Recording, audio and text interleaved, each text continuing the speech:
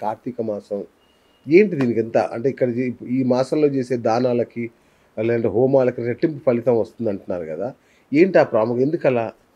కార్తీక మాసం అనేది పుణ్యకాలం అన్నమాట. ఓకే. ఉత్తరాయణం, దక్షిణాయనం ఉన్నది.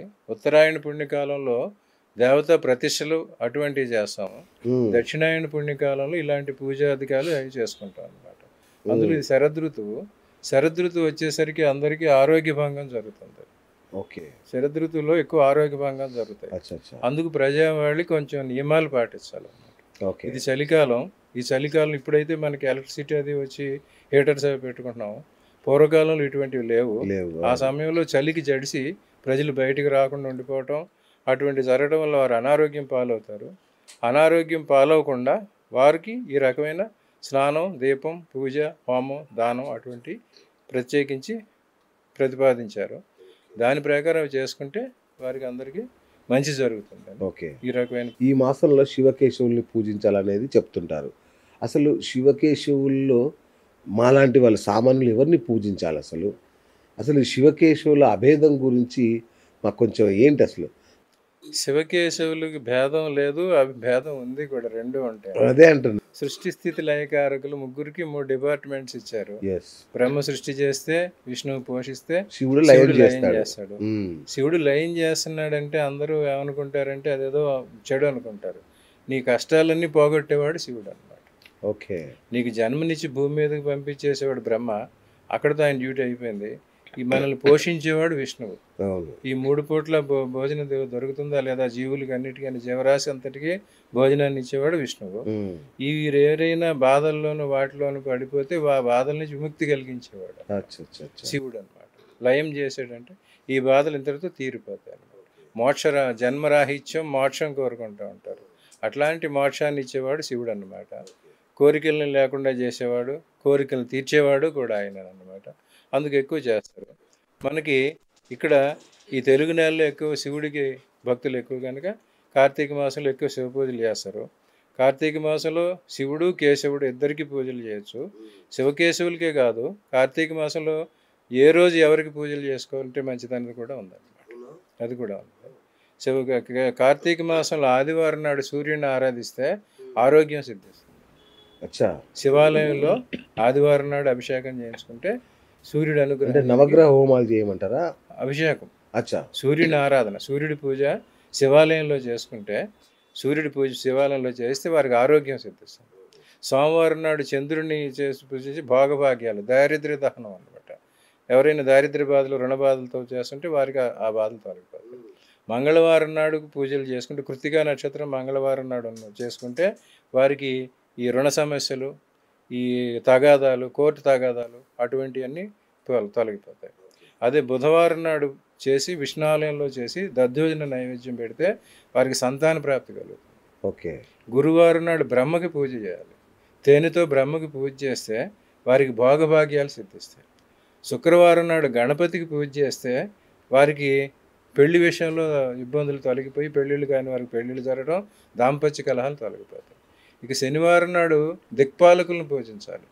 అన్ని దశపాలకులు, అష్టదిక్పాలకులు, భూమి, ఆకాశం, ఈ దశపాలకుల్ని మనం పూజిస్తే వారికి అపమృత్యు భయం తొలగిపోతుంది. ఓకే. అనారోగ్యాలు రావు.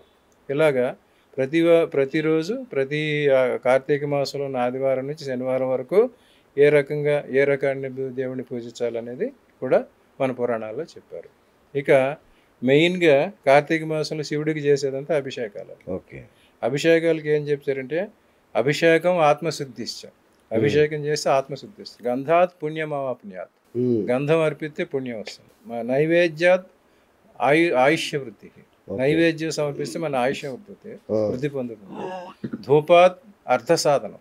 ధూపం అర్పిస్తే, ధూపం వేస్తే దేవుడికి అర్థం, మనకి ధన సంపాదన వస్తుంది. అట్లాగే దీపా జ్ఞానమాప్యతి. దీపం వెలిగిస్తే జ్ఞానం పెరుగుద్ది, చదువు బాగా పెరుగుతుంది. చదువు రావాలంటే దీపం. కార్తీక స్నానాల వల్ల కార్తీక దీప జ్ఞానమాప్యతి. తాంబూలం సుఖభోగయాత్.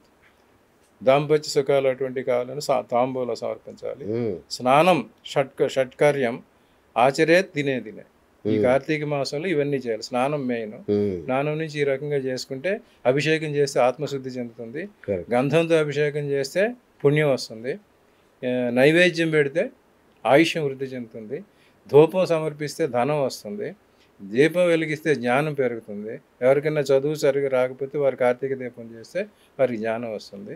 తాంబూలం సమర్పిస్తే భార్యాభర్తల మధ్య కలహాలు గొడవలు అటువంటివి పోయి వారు సుఖంగా జీవనం గడుపుతారు. వనభోజనాల వల్ల ఏంటి ఉపయోగం గురుగారు? ఈ వనభోజనాలు అనేవి ఏం చేశారంటే ఈ కార్తీక మాసంలోనే సెపరేట్గా అదొక విభాగం అన్నమాట. దానికి కారణం ఏంటంటే బంధుప్రీతి, బంధు ప్రేమ. చాలా మందికి సంఘజీవి, మానవుడు సంఘజీవి, అంతే కదా గురుగారు. సంఘంలో వారితో కలవాలి. కానీ వీరు దైనందిన కార్యక్రమాల్లో పడిపోయి వారి గొడవల్లో పడి బంధువులను విస్మరణ చేసుకుంటూ ఉంటారు. అందుకు వారు కొంతమంది ఇదివరకు అంటుంటారు, మా ఇంటికి మీ ఊరు ఎంత దూరం, మీ ఊరికి మా ఊరు అంతే దూరం. అంతేగా. అట్లాగా మనం ఎవరైనా బంధువుల్ని మనం కలుస్తూ ఉంటే వారు కలుస్తారు. అట్లాగే ఈ బంధుగణం అంతా కలవటానికి ఒక పుణ్య కార్యక్రమంగా ఉండటానికి కోసం ఈ భోజనాలు, వనభోజనాలు అనేవి ఏర్పాటు చేస్తారు. ఈ వనభోజనాలకు కూడా వారు కుటుంబ సభ్యులు, వారి బంధుగణం ఎవరున్నారో వారిని పిలుచుకుని ఒక వనంలోకి వెళ్ళాలి. ఆ వనంలో తప్పనిసరిగా ఉసిరి చెట్టు, అమలకం అంటారు, అమలక వృక్షం ఉండాలి. ఆ అమలక వృక్షం దగ్గర శాలిగ్రామం అంటారు. శాలిగ్రామాన్ని పెట్టి అక్కడ ఈశ్వరుడికి, విష్ణువుకి ఇద్దరికి పూజలు చేయాలి. చేసి అందరికీ వారి ఆచారాల ప్రకారం, వారి వ్యవహారాల ప్రకారం వనభోజనాలు చేసుకోవాలి. ఈ వనభోజనాలు అనేవి ఈ మధ్యకాలంలో కొత్తగా అదేదో కొన్ని పొలిటికల్ వాటి కోసం, వీటి కోసం కుల సంఘాలుగా రకం మార్పు చెందుతున్నాయి. ముఖ్యంగా ఇది బంధు సమాగమం అన్నమాట. బంధువుల్ని మనం కలిసి అందరితోటి సహృద్భావం, సహృదయం పెంచుకోవడానికి చేసే పరిస్థితి ఈ వనభోజనాల వల్ల. వండర్ఫుల్. అట్లా గురుగారు, కార్తీక మాసం అంతా ప్రత్యేకమైంది, ఆధ్యాత్మికంగా అత్యంత శక్తి సంపన్నమైంది.